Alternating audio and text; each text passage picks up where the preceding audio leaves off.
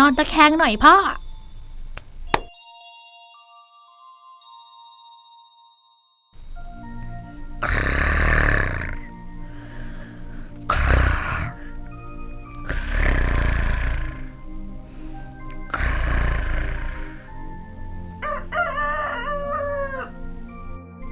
อ้าวแม่เป็นอะไรล่ะตาเป็นหมีแพนด้าเลย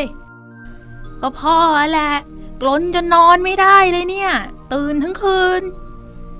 อ้าวกรนก็เป็นเรื่องปกติไม่ใช่เหรอฉันก็เป็นมา10 ปีแล้วเนี่ยกรนไม่ใช่เรื่องปกตินะฉันอ่านมาอย่างน้อยฉันก็นอนไม่หลับอยู่เนี่ยไปหาหมอกันไม่เอาอะขี้เกียจ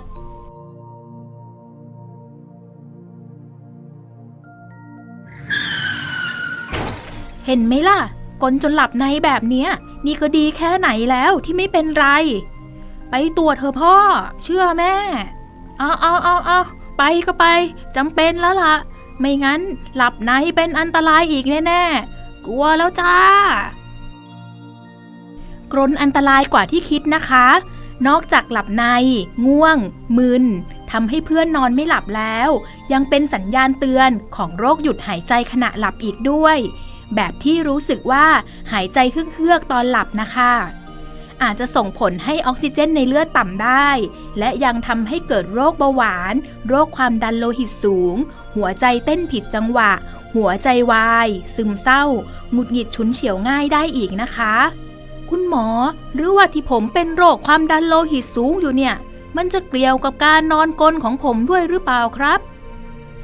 คุณหมอคะนอกจากจะนอนกรนดังแล้วเนี่ยยังมีเฮือกตอนกลางคืนด้วยนะคะคุณหมอ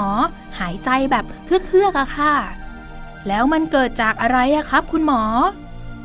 กรนเป็นเสียงจากทางเดินหายใจส่วนบนแคบหรือหย่อนผิดปกติเมื่อมีลมผ่าน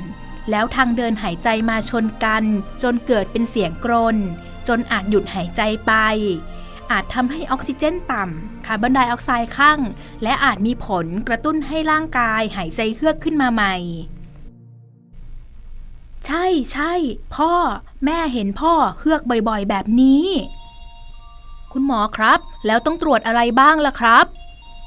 อาจจะต้องตรวจทางเดินหายใจส่วนบนเพื่อดูว่ามีตรงไหนแคบเช่นต่อมทอนซิลโต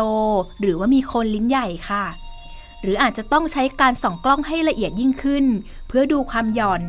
แล้วก็ยังมีการตรวจการนอนหลับการเจาะเลือดเพื่อดูภาวะฮอร์โมนไทรอยด์ต่ำหรือการถ่ายภาพรังสีต่างๆทั้งนี้การประเมินแบบไหนจะขึ้นอยู่กับแต่ละบุคคลค่ะแล้วเบื้องต้นผมควรจะปฏิบัติตัวอย่างไรครับในวัยทำงานควรนอนให้เพียงพอ 7-9 ชั่วโมงสำหรับผู้ที่มีการนอนกรนให้หลีกเลี่ยงแอลกอฮอล์ยานอนหลับยากดประสาทส่วนกลางก่อนนอนถ้าอ้วนก็ควรลดน้ำหนักและการนอนตะแคงก็อาจจะได้ผลในบางรายค่ะถ้าผมปฏิบัติตัวแล้วยังไม่ดีขึ้นมีการรักษาอื่นๆไหมครับคุณหมอมีอีกหลายอย่างเลยค่ะโดยหลักการคือการแก้ไขส่วนที่แคบหย่อนการรักษาจึงขึ้นอยู่กับแต่ละบุคคลและระดับความรุนแรงค่ะเช่นการผ่าตัดแก้ส่วนที่แคบหย่อนการใส่เครื่องอัดแรงดันบวกหรือการใช้อุปกรณ์ในช่องปากเป็นต้นคุณหมอครับ